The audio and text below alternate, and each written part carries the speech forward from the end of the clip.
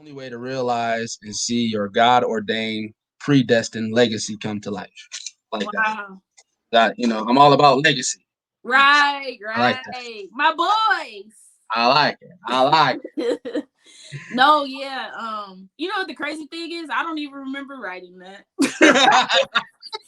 I'm like, oh, that sounds good.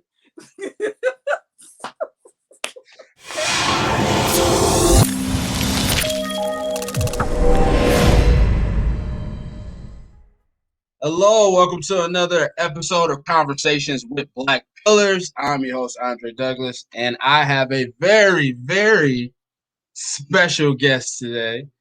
First, before we get to that, I appreciate all the love and subscriptions and likes and views on all of it. So if you want more interviews like this one and the ones previously, go to Black Pillars Media Group on YouTube, and you can follow the social medias. You see it there. We appreciate all the love and growth, and it gets us guests like the one here today. Today, we welcome the author, the blogger, the YouTuber, the woman extraordinaire, my little big sister, big little sister, Andrea Renee. Welcome to the show. Thank you so much for joining me today. Thank you. I appreciate the invite. This is awesome. I appreciate your appreciation. I feel legit now. I feel legit. Like this is I officially got the stamp of approval Oh from my my big sister, gosh. so I'm You good now. are legit, brother. You are legit. Well, today we are here to discuss the book that I have that you should have. She is a published author called You Are Favor, and we'll get into that soon. But first, I want to see how you're doing. We're in the middle of a pandemic and quarantine and all these things in life. So first, how are you personally? How's everything going in quarantine life for you?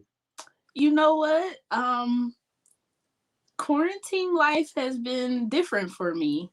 I mean, when we were really, on lockdown, of course, I complied and locked down. But I've been traveling a ton. There you go. And yeah, it's been really fun. I bet I've seen. Yeah. So I mean, I'm still very conscious, very safe. When I'm in the airports, the different hotels, resorts, wherever I am, I make sure that I, comply and follow all the rules. But I'm just not living in fear. I'm enjoying this time of my life. Like I've been to some really cool places in the last since last June. So Mhm. June until now. I've pretty much been on the go. I'll insert all the photos here. Right. Well, you're a woman of many great talents, Thank and you got your hands in a lot of cookie jars. So make sure you follow all her social medias down below. Make sure you grab the book, and make sure you look up the reviews and everything as we talk you. about the book You Are Favorite. But I just want to go right into it. Okay. How does it feel? How does it feel to be a published author? Like that's you. This is your face is on this book. These are your words. I have How an does it feel? ISBN number. How does it feel to wake up and like, I'm an uh, author? How you doing? Do you forget sometimes? yeah. Like people inbox me like, I just read your book, and I'm like, oh yeah, you have that ability to read my book. Oh yeah, but I mean, but then I don't forget because I'm always trying to like still push it and still, keep it in the forefront so people know that it is there. Mhm. But it kind of feels surreal because it's been a dream of mine for the last like 15 to 20 years. Ever since I was a little kid, like not to go into the ever since I was a little kid, but in elementary school, like I did not like math. And my fifth grade teacher, right.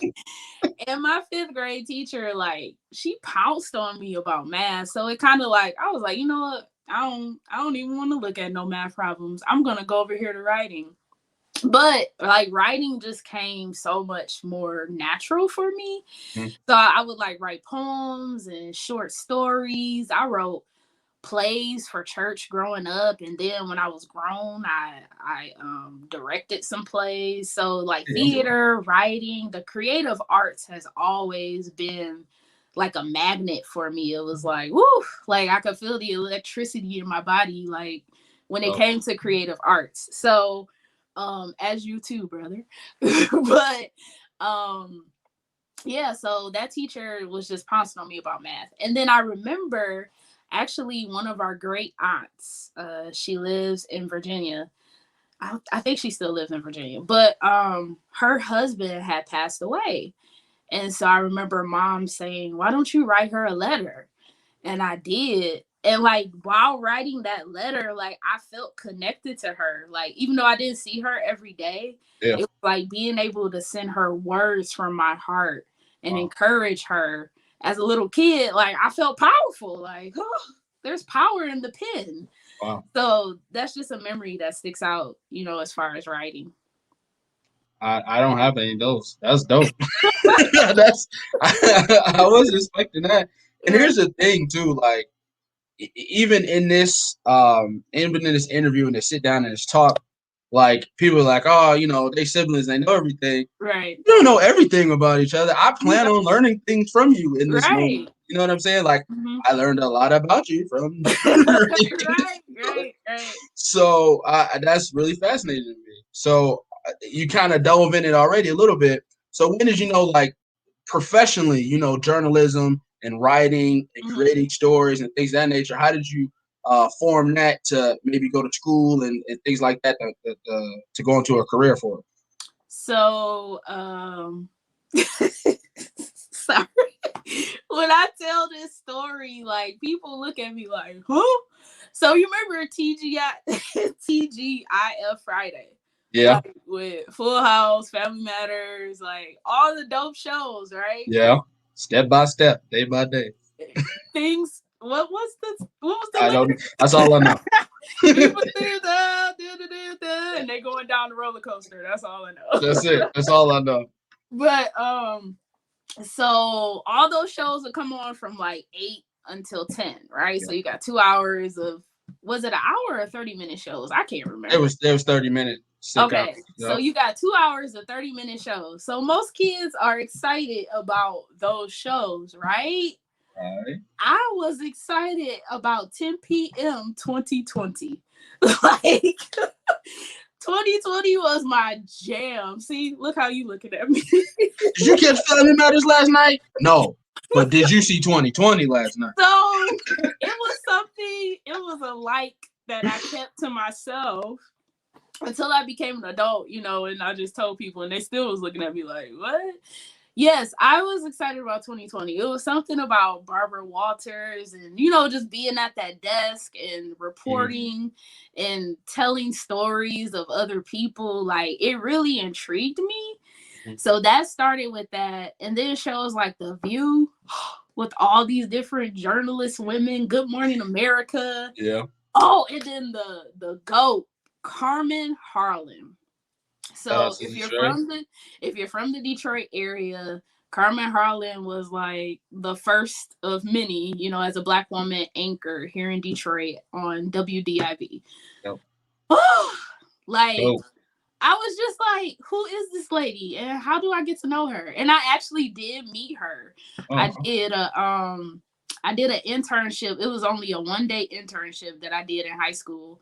And I got to go to Channel 4. I got to sit in the chair. And I want to say, no, Mort Krim wasn't there still. It was Devin Skillian. So I got to like just be in her presence, even that short amount of time. I was wow. just like, like her. She's kind of equivalent to like Felicia Rashad. Like that's I knew you were going there. I knew you I were going gotta there. meet Felicia. I'm putting that in the universe. Black woman Mount Rushmore. Man, I gotta meet Felicia Rashad. I love Debbie Allen too. They are a force to be reckoned with, but I have to meet Felicia Rashad. But anyway, so then all of that, through childhood, high school, I did like multimedia programs. I did broadcasting in high school. What did I do? Yearbook, like communication things. Yep. I did a lot of internships. I did an internship for it back then. It was Q95.5. I don't know if that's still the name That's of it. the radio station. Yeah, 955. I think that's what they call it now. If it's Yeah, still around. it's still 955. I don't know the letters in front of it. Yeah, because that was like 20 years ago. So, I but drive past that building now and it's dilapidated. oh, okay, yeah. So that, and then when I got to college, I majored in communications, and so a lot of people was like, ugh, "Why are you majoring in communications?" Because it's not a field where you can make a lot of bank. Right. But it was my passion. So Right. I did it and I minored in journalism. Right. And actually those skills actually helped me a lot, in writing my own book and pushing other people in publications and marketing in public relations. Like I had all those skills with my degree. So it actually did help me. And I'm grateful that I follow my passion. Shout out your school. Go ahead, give them Right. some love. Right. You're an eagle out here. Eastern Eagle. Okay, so at that point, so next question. Mm-hmm. When did you first want to write a book? I know this probably wasn't like your first idea, right? No. There's probably many different versions of a book, and Right. then it evolved into this. So when was the first inkling, and what was those stories about that evolved to this one? So I've always wanted to encourage.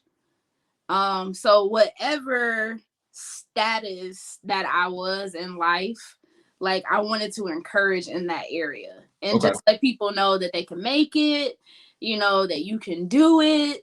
So whether that be, whatever status that I was in life, like I knew that I wanted to write a book to encourage and share my own life experiences, because that's how people connect with you, is when you're authentic and you share your own experiences. So I knew that. But the very first time that I was like, okay, I'm an author, I was actually at a gathering, like a church service. But it was like a youth empowerment weekend or whatever in Lansing. And the lady who actually preached, she is deceased. That was like one of her last messages. She actually preached while battling brain cancer. And yeah, and her message was pursue. And so at the end, she did a mass like altar call for anybody who felt like they had a dream that they were carrying that they wanted to pursue. So I'm like, I've always been the kind of person that I've had a lot of things in my head that I want to do. And just trying to like categorize them all and work on them.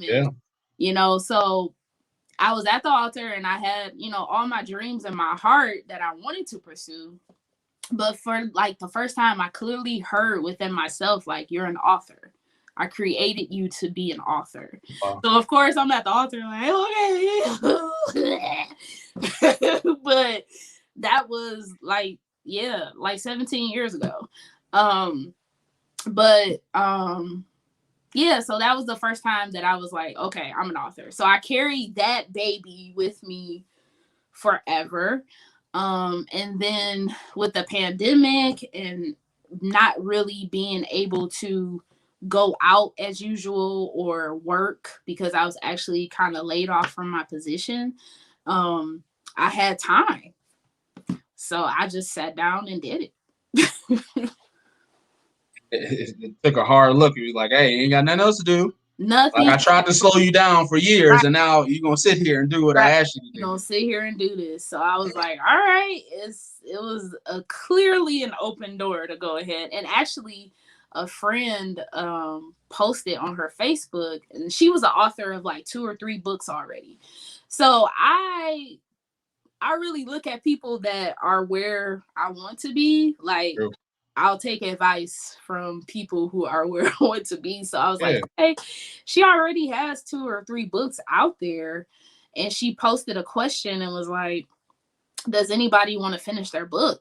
Does anybody want to write a book? And so I'm like on the status, like, me. So it just developed from there. And she created like a writers group, like a private writers group on Facebook. So we were doing Zoom calls like every Tuesday night at 8. And she was just going step by step by step by step. It was just me and another young lady. It started off with like 5 people, but nobody really like followed through. So it was just me and another young lady every Tuesday night just talking about our steps, you know. That's sweet. I know, and she broke it down. Like, she coached me through it. Her name is Tara Tucker. She is on Wow. Facebook and everything, and she does do coaching for authors. Um, but yeah, she made the process seamless. Like, I started writing in April, and I was done in June. Wow. Yeah. Yeah, you really hitting these questions. So the next question I had was, Sorry, sorry. is you good? You good? That lets me know. We here. We hear blood, like for real blood. Same mom, So, same dad. so what was the writing process like? And a lot of people, like I know me personally, like there's things I want to do, but Mhm. there's certain things that I don't know that I find daunting. So I won't even try it. So like to me, like to be published, I gotta hard copy book and then put it in stores and do all that sounds like too much. So you just keep putting it on the back burner, putting it on the back burner. So like what was the writing process like? Because right now we're encouraging people, right? We're Right, encouraging right. those people who got a book on their heart, who has stuff on their heart, Mhm. and they think it's too daunting, or they Mhm. think, I got to put all this money into it just to, Yep, be out here in these author streets. yep. So, what was the writing process like? Too? You already gave a glimpse in that, and Uh-huh. how was the publishing part really hard? So that's where I think like partnering with someone who has the knowledge. Like, we were talking, before the show about podcasts. I Mm-hmm. know that you have knowledge in that. So guess what? I'm gonna ask you questions because I have no idea. Right. So just being open to people helping you and absorbing the information as they give it, Gotcha. and building out from that, and just being confident in what you can do and what God gave you. But the writing process, let's see. So basically, a book is by words, like a word count. So every day I sat down. Some days I didn't, I was just like, I ain't writing today. Like, I'm about to watch a Netflix show. So, you got to give yourself, some space Right. for self care and reflection and all that kind of stuff. So, Right. but the gist of it is just sitting down, whether you do music, whether you don't do music. My spot was like right in the bedroom I'm in. There's a window that's right there. Mhm. So just looking out the window, like nature inspires me. Like, that's why I'm always at somebody's beach and ocean. Do it. Because it regenerates me, it inspires me. I get thoughts, I get ideas. So just knowing, a spot that gives you, what you need to write or be creative. So a spot, a time length, like set a timer on your phone if you need to, and put your phone down. Like, don't scroll or anything, because when I was typing out my ideas, I wanted to make sure they were inspired from me, from within. So I didn't like scroll social media while I was writing. I shut everything out and just concentrated on what I was doing. So Gotcha. that so like an hour, if you take an hour, I could usually push out like 700 to 800 words, like, without being overwhelmed. So like, don't try to, if you set a thing for 1,200 words a day and you only get 600 or 800, just be okay with that. And come back the next day, come back stronger, or make up for that time when you feel inspired. Mhm. Um But yeah, so time length, um, making sure that you're in a spot where you're inspired, um, and just getting down to it. Even with writing my book, I had to re what's the word I'm looking for? Go back to some times in my life that were painful, Mhm. and that were, I'm like, dang, I got to experience this all over again. Yeah. So while I'm writing, I'm going through those emotions, and Tara really helped me to like work through them. She like, keep going and keep going. You gotta, get it out and get through this process in order, Yo, do this no more. right? In order to help somebody else, because I'm like, this is painful. I gotta relive this again, in Yeah, writing. But yeah. the reward of actually doing it is priceless. But anyway, yeah. So that what else? Oh yeah, have some snacks. Gonna be here for a while. Get you some snacks. Have some snacks while you writing. Hilarious. And then what was the The publishing process. oh, the publishing process. Yeah, that is that's the challenging bridge. You have to have patience. You have to realize that things will pan out at their appointed time, because I actually was done in June. I submitted everything, and then my publisher had some health challenges, so my book wasn't released until August. And so while I was waiting, I'm like, okay, like, should I have even wrote this book? Like what happened? Like Oh, we were on the train, and then it just halted, and I was right. like, okay. But you just have to realize that life happens, and I don't fault her, of course, because it was her health. She didn't have any control over that. But even in that, I mean, she still showed up in a great way. Like, even through her health challenges, she's in the hospital, like, dealing with something pretty serious, and she's like, I still got you. You're still on my mind, and me in turn checking on her too, because I don't just care about her as a publisher, I care about her as a person. So my publishing process was challenging. And then there's a lot of back and forth. So that's why I halted, because she's not in front of a laptop, editing and sending me back things and blah blah blah blah blah blah blah. Yeah. There's a lot of back and forth with it. Um, but she handled a lot of the publishing for me, because like I retained her for that. So I think it makes it easier if you just pay somebody to do it. I'm all for that. I'm all for that. And honestly, like, because when I think about it, it's like, do you have to like, do you write the book and then you shop it around, and then you got to find somebody or go to this big corporation and Mhm. hopefully they'll do it and don't jack you out all your money and all this other stuff. So there's always like, you hear all these backstories, like the music industry and stuff, like people getting messed up and stuff like that. So it's like, is the writing industry like this? Is it hard to be an author? But No, no, no. Being an author is nothing like the music industry. I mean, unless like, so I'm a self-published author. Mhm. So that's different. Like, that's just like being an indie artist. Like, you're on your own timeline. You're doing it how you want to do. But with being a music artist, you still want to try to like get on some platforms, so that your music can get out on bigger platforms. And I guess that is the same thing with being an author, just keeping yourself working and in the front, so people know, you yeah, have a product and that you're an author. So yeah, I guess it is the same, but the music industry is completely different from being an author though, overall. But yeah, so what was the end of the question? that was it. That was it. Yeah. So let's dive into the book. Book is Okay. called "You Are Favor Everybody." Here's the book, You are available on Amazon and Barnes and Noble, and anywhere you get your books. on my Uh, website too. Yeah. and your website too. Here, let's do. I got this too. Here we go. Okay. This Okay. down there. There you go. Okay. There you go. Yeah, we got the. There you go. Find it all. Find it all there. All right, so let's dive into the book. Something that I found it all great, but Mm-hmm. how the book starts off, right?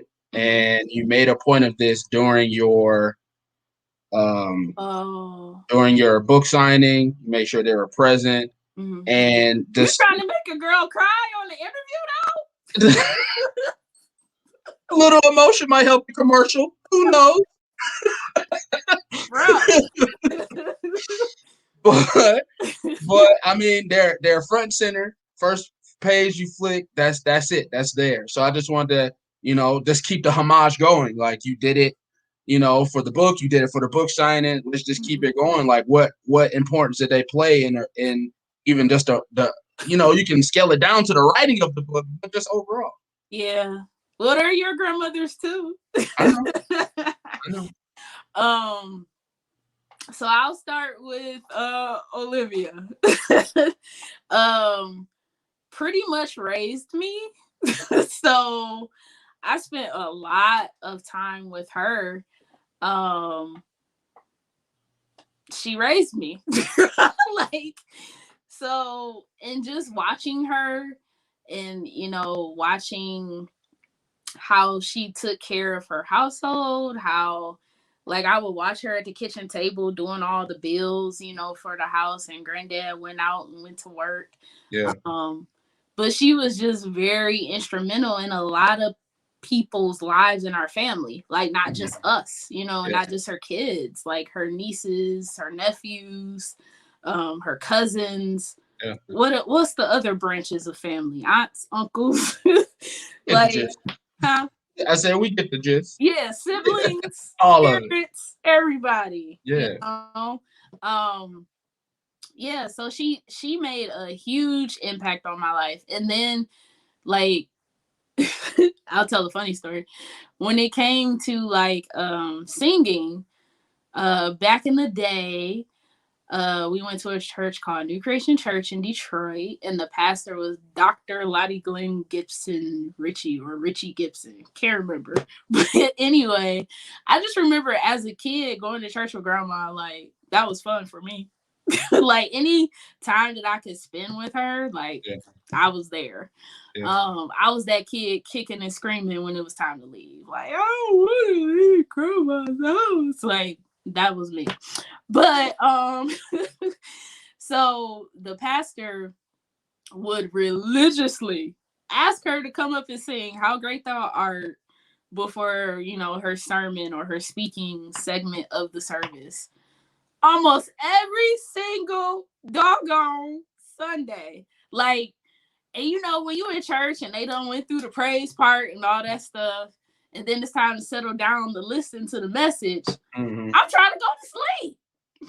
So, I'm all snuggled in on grandma, like, she done gave me Hilarious. candy and love. I'm just ready to go ahead and get that nap in, because I'm not really listening to the message. I mean, I did, but I wasn't, because I was a Yeah. kid. Yeah.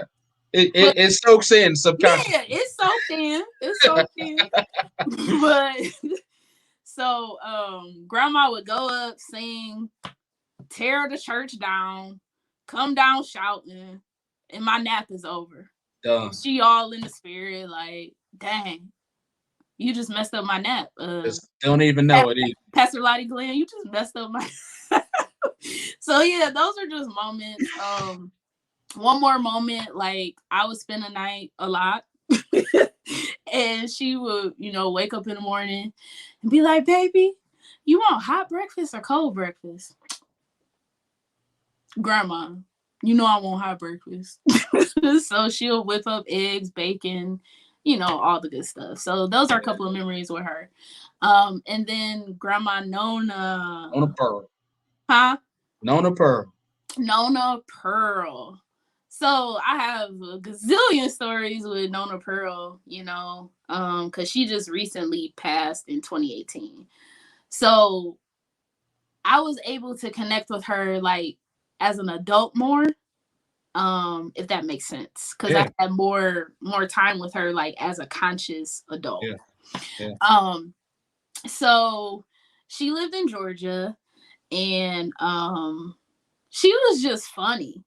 Like, she was hilarious. She had a great sense of humor, a wonderful laugh that is forever etched in my memory. Grandma Olivia's laugh too. They both like to have fun, but Grandma Nona was a hoot. Um, and she would like say little like wisdom filled things, but it would be like hilarious. Like, really? You hit me with that. All right. Okay, I hear you. Right. But she was just a joy to be around. And I watched her. One funny story with her before they moved to Georgia. Her and granddad had a church in Port Huron. Sometimes I forget that they're pastors, sidebar, or they Yeah. were pastors. But Yeah. Her more than him. Yeah. you say what? I said her more than him. Yeah, right. I forget that they, Yeah. yeah. Well, me, I forget him more than her because, Being a pastor. huh? I said I remember him being a pastor more than her. Well, she wasn't a pastor. She was a first lady. I'm saying Yeah. that they worked in ministry, but I forget that granddad was because he's been gone so long. Yeah. So, but anyway, so they had taken up an offering. They had a church in Port Huron, and I went to the back office with her with the offering.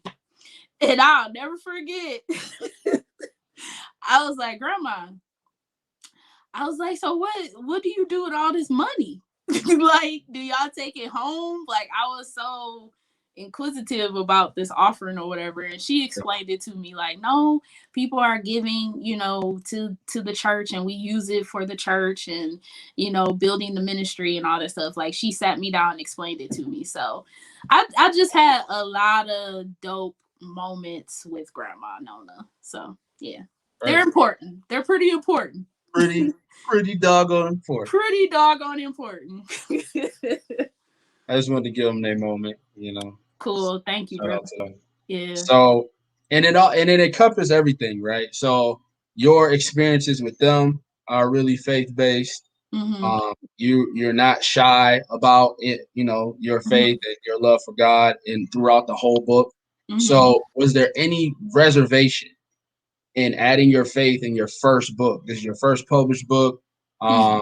I remember you said that your first instinct is to inspire Mm-hmm. and things like that. Like, you could have been a fiction writer, you could have been a nonfiction writer, you could Mm-hmm. have been journalist, all that other stuff, but you chose the inspiration route. Mm-hmm. So was there any reservation into adding this element in the fabric of your book? Um, at this particular time, no. But probably a few years ago, I started doing Motivational Monday. I don't know if anybody remembers that, but and I struggled with that because I didn't want to seem like overbearingly churchy. Mhm. So, but now I'm like, it's just a part of me. Yeah.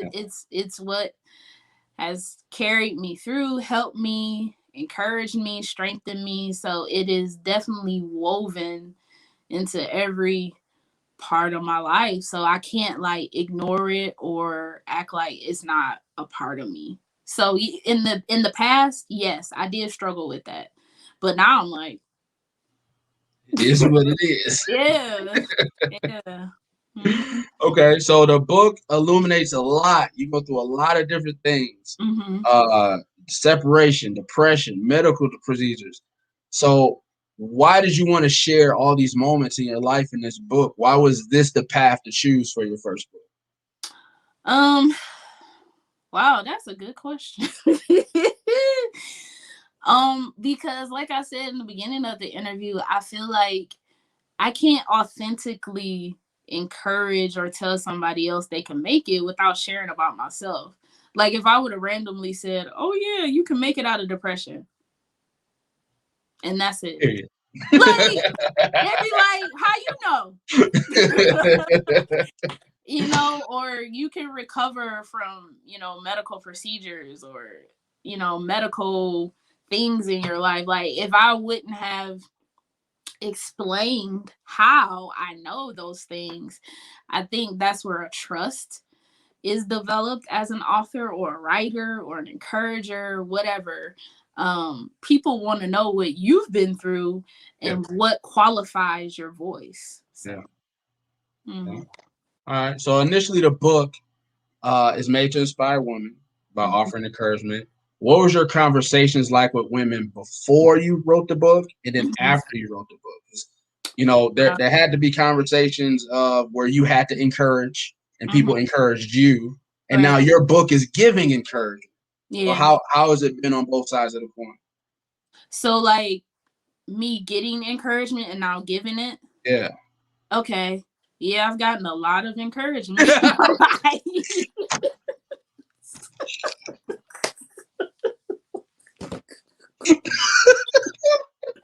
Like a ton. Like a whole lot. Like I've had mentors, women with strong voices and strong testimonies. Cause I don't know, I've never been a person that like hides per se what I'm going through. Like in the past, yeah, definitely. I'll take that back. In the past, yes, I was a person that was like, no, it's my business. And I would share it with select people. Yeah. Um, but to a certain extent now, like through realizing who I am and why I'm here on the earth, and realizing, that there's so many people that need, help, and people to be transparent and real about their situations, and just realizing that this is a part of my gift, to encourage, and through therapy, like honestly, not being afraid to say, hey, hey, hey, like going through, Mhm. can you help out? Do you have any advice? Yeah. Or because i'm That i'm there i'm was a a part in the book that you Mhm. said like you were having dinner with your friend Oh and you yeah, were holding it in I and she was. saw it all over you Yeah, and just that, you are enough and it yeah, just yeah. just having those conversations. Because I'm a person that ponders a lot, and I think you are too. Yep. I ponder things a lot, and like therapy has taught me like it's okay to ponder, but it's not okay to like just have thoughts ruminating. Like you need to release those, whether it be in a journal, a healthy conversation with somebody, or sometimes you just need to vent to your journal or a person who is actually able to assist you out of the vent. Gotcha. You just got to be selective of who you vent to. But what was I saying? So yeah, you asked me about the dinner. Yeah, so that situation was a situation that was still very delicate and new, and I was trying to like put a hold on it because I didn't want it all out at that time, what I was struggling with. But she was able to look right at me, and I was like, for real? I mean, we in downtown Birmingham.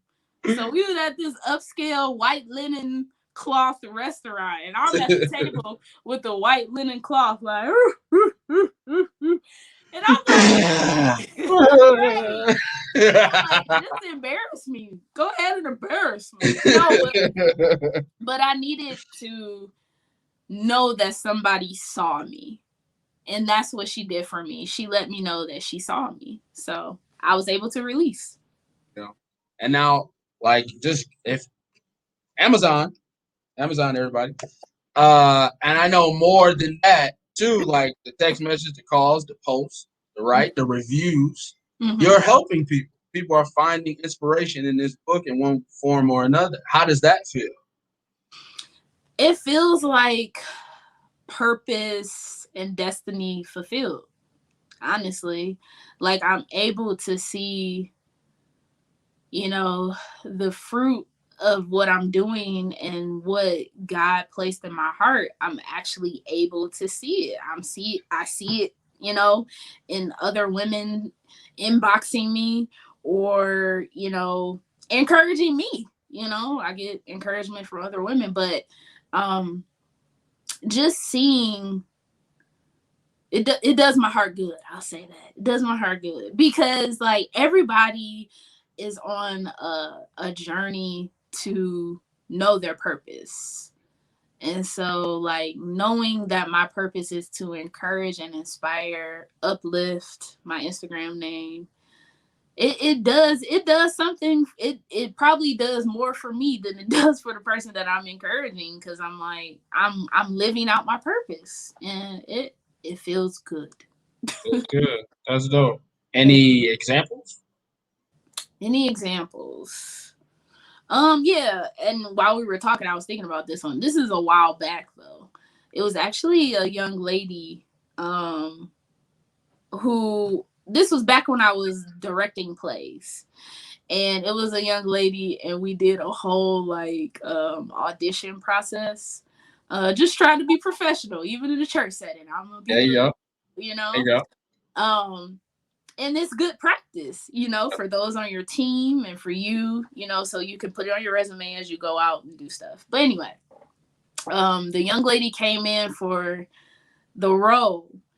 And I remember like her being so nervous and my team, like after we deliberated, she did a whole monologue. Like she came in there ready, and she was a shy girl.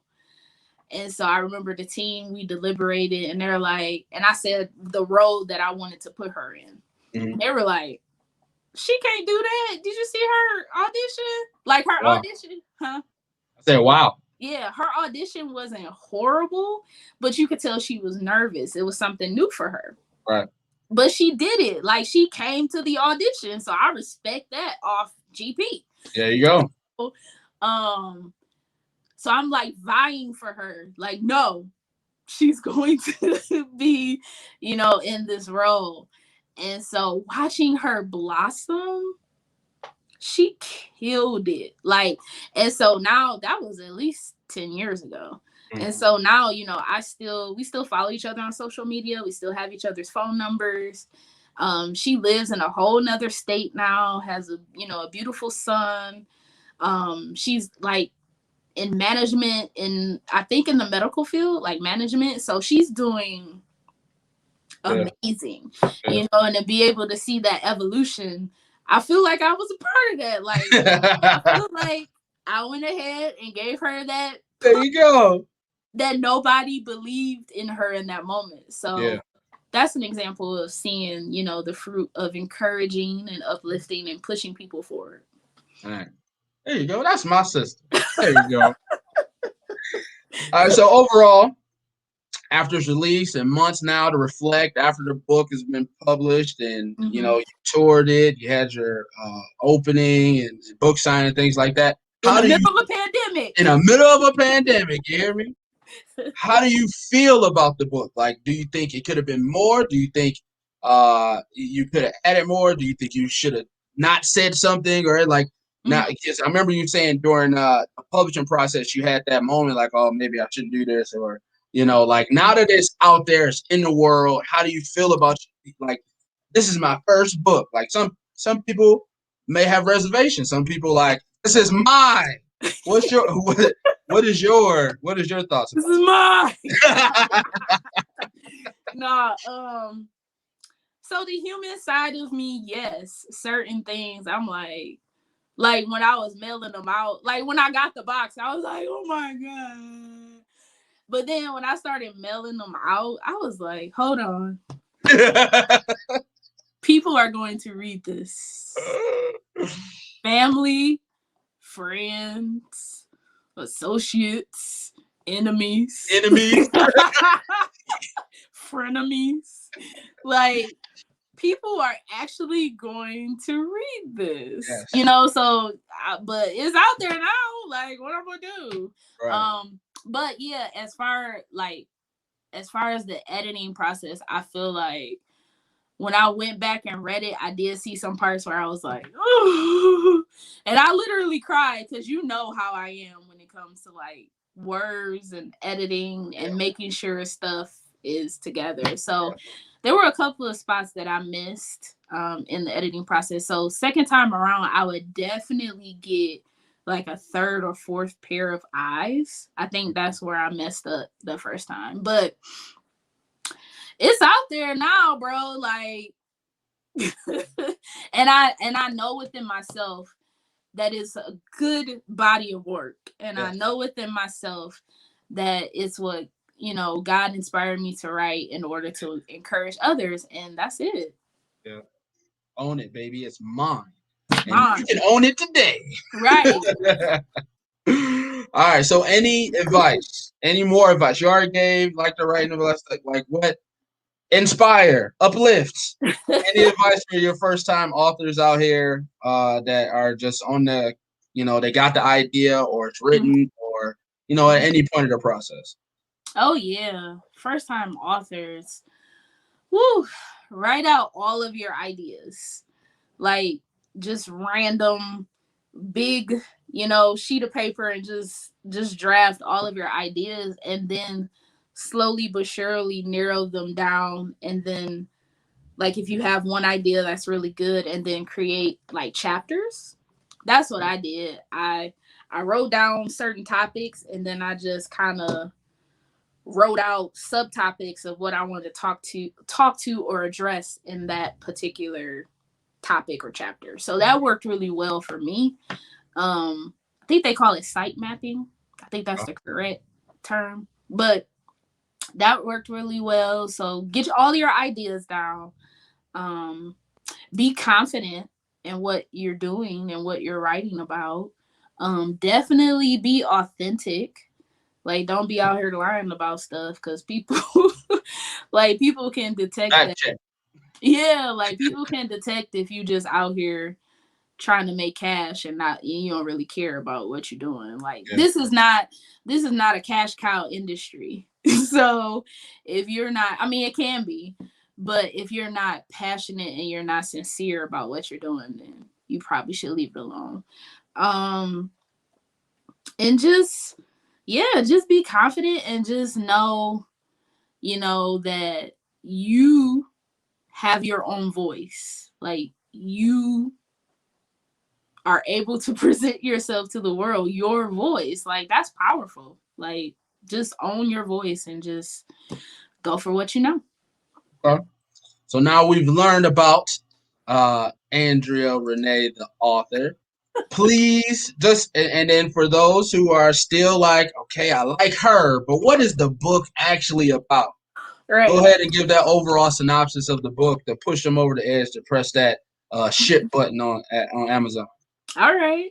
If you are a woman, or you know a woman who needs encouragement because they have been through difficult things, hardships, tumultuous situations where they feel like, God's favor is not resting on them anymore, or they don't have the power to speak and encourage and uplift others because they've been through so much and they're tired, and they just need, encouragement. This You Are Favor is definitely for them, because I affirm the woman. I affirm her. I affirm her femininity. I affirm her power that she has. I affirm that just because she's been through difficult things, like, that does not negate the fact that God's hand is still on her life. Ooh, I felt that. I ain't even a woman. I felt Crazy. it. All right, so we talked about a little before we came on. Is an Oh is yeah. a is an idea for another book coming too, or you Ab- already have that idea formulated? Absolutely. Like, I don't want to go too much in detail, because I don't know. I'm just a firm believer in, like, showing it. Just be like, hey.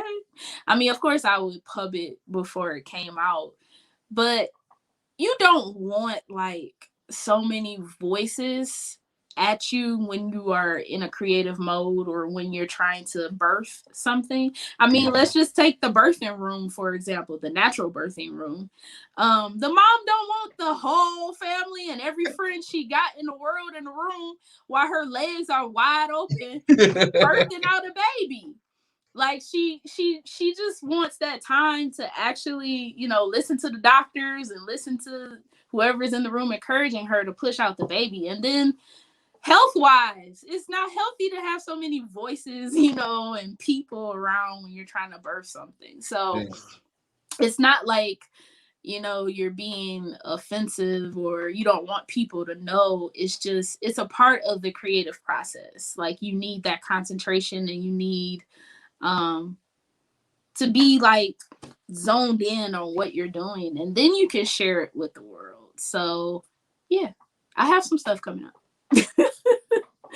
No timeline, though. No timelines. No, I really don't like giving timelines either. Just from my experiences in life, and then that first, my first book, I thought it was going to be out July 13th, and it was actually not out until August 13th or something like Gotcha. that. So, you could just keep saying it's coming. It's coming. It's coming. Again, when a woman is pregnant, unless she has a scheduled C-section, she does not know when the baby is coming, but you can see that she's pregnant. True. True. So the baby comes when it's ready. So. True. And then for those who want more, you can see the ticker down below. You have an active blog Yes. that you blog regularly on. That is lockstep with the book. Mm-hmm. So if you want to pub the blog a little bit, I know you just had a post recently. Oh yeah, that I think. Well, I know it connected with a lot of people. I got quite a few inboxes on it. It's just about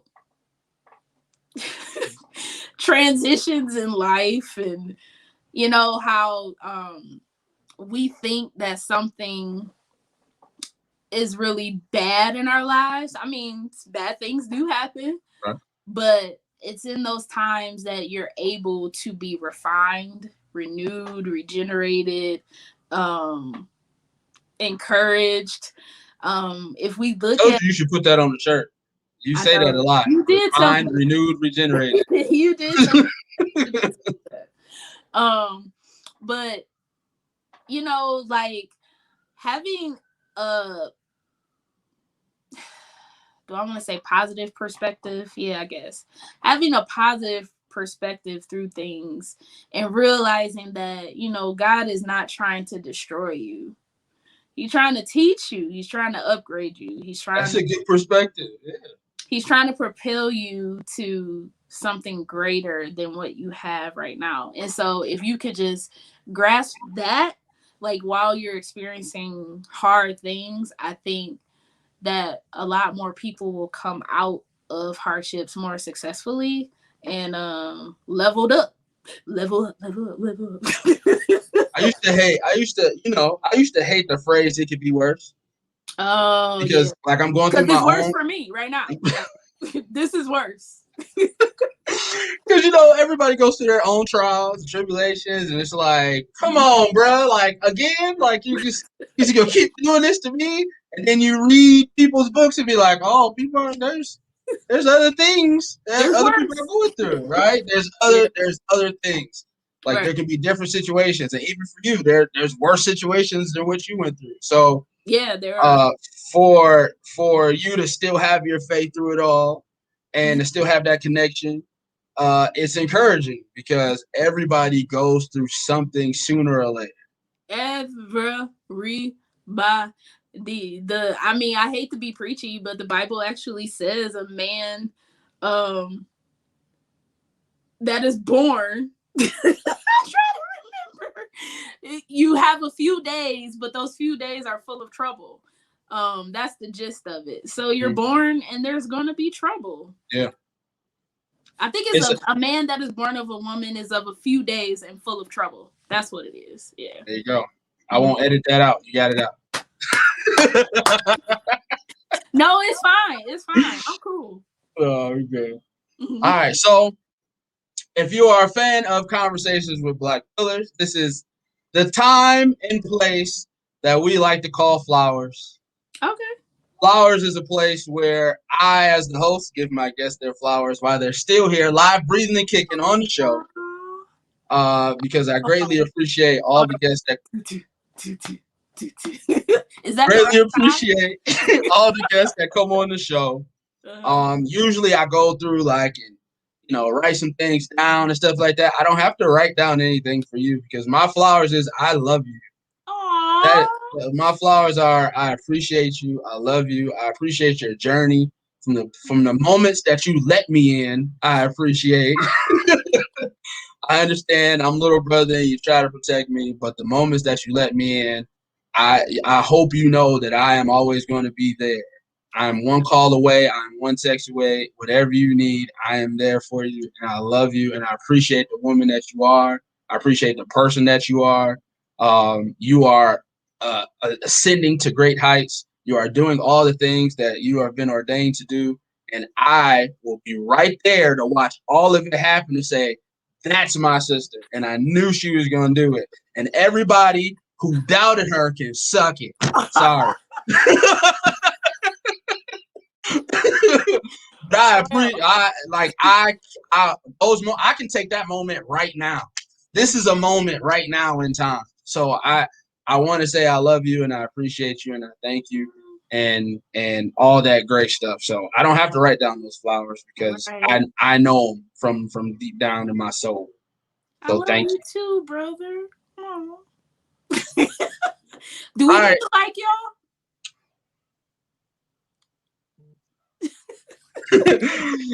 All right, so now take the time. If you got any other final words, anything about the book or the process Oh or yeah. things like that you have coming up or for sale, let us know, and we get out of here. All right. So again, thank you, brother. Thank you for this time. Like I this is so got dope. And you know from my soul that I'm so proud of you. Everything that you do. Please keep pushing. I don't care if you get 4 viewers. Keep you. It doing be like that sometimes. it do. I know I know too, and trying to create content and trying to be encouraging. Like, when I get the most hits is about my hair. And that bothers me to my core. Cause I'm out here trying to encourage, and y'all hit me up about my hair. But hey, that's the social media age. Whatever you like about me, amen. Right. Yeah. So the book, Amazon, of course, try to get it in there. Um, but you can order off of my website and it's scrolling at the bottom, and then I'll be able to send you a signed copy, and that's always exciting, when you get a signed copy from an author. um and then I do have product. Yes, yes, I do have product. I have t-shirts and I have masks. See the mask? See the Hmm. mask? I see them. um So they're really nice. I have them in black and I have them in white, with blush pink, glittery, beautiful writing that does not come off when you wash it, which I'm so grateful for. Shout out to Bling Factory Detroit for making my product. But yeah, so I've got the book, I've got product, I've got my blog, my YouTube. You can see my travels, which are hilarious. You can see just like videos that I just feel like putting up, or just want to share. I am starting to do at least upload at least twice a month, like a quote from my book and just kind of expound on it, and give some thoughts. So that's exciting. But yeah, I'm constantly just trying to keep going. So I encourage you to keep going as well. That's dope. You talk about quotes here. I got my quotes on here that I like. My quotes. You like my generation one. Huh? You like the renew and Oh yeah, yep, yep. I told you that's a shirt. Go ahead and put that yeah, on the shirt. right. Here we go. Truth and lies cannot coexist. Right. Truth is light, and lies survive in darkness. Hmm. Once a light is illuminated by truth, it has to go. Allow God to do the digging. Allow the renovation. Allow Right. Him to rip up and out everything not meant to be in your life. It's the only way to realize and see your God ordained, predestined legacy come to life. Like that. Wow. I'm all about legacy. Right. I like that. Right. My boys. I like it. I like it. No, yeah. You know what the crazy thing is? I don't even remember writing that. I'm like, oh, that sounds good. Can't even take the credit. Like, Thank you. Thank you. No, but there were moments, honestly, like just to be 100, when I was writing where I know like God was downloading thoughts because I was like, ooh, that was good. Like, so, he used me to get the thoughts out that he wanted. So I'm glad that resonated with you. oh. Mm-hmm. All right. Well, I appreciate it. Once again, all the links will be on the upload on the YouTube. If she is also a fashionista, so go ahead and check out Andrea's closet as well. Thank you, Andrea Renee, author, blogger, YouTuber, Thank fashionista, sister, you. all around great person. We appreciate you being on Conversations with Black Pillars. Thank you. Make sure you go follow Black Pillars Media Group on YouTube and follow us on IG. And if you have any other people or somebody that you know that you want to get a spotlight, because Black Pillars are those people in our neighborhoods that we that don't get enough encouragement, that do the great things in our neighborhoods, or just a great person that we know. Hit me up at blackpillarsmg@gmail.com. And that has been an episode of Conversations with Black Pillars. Andrea Renee, thank you very much. Thank you.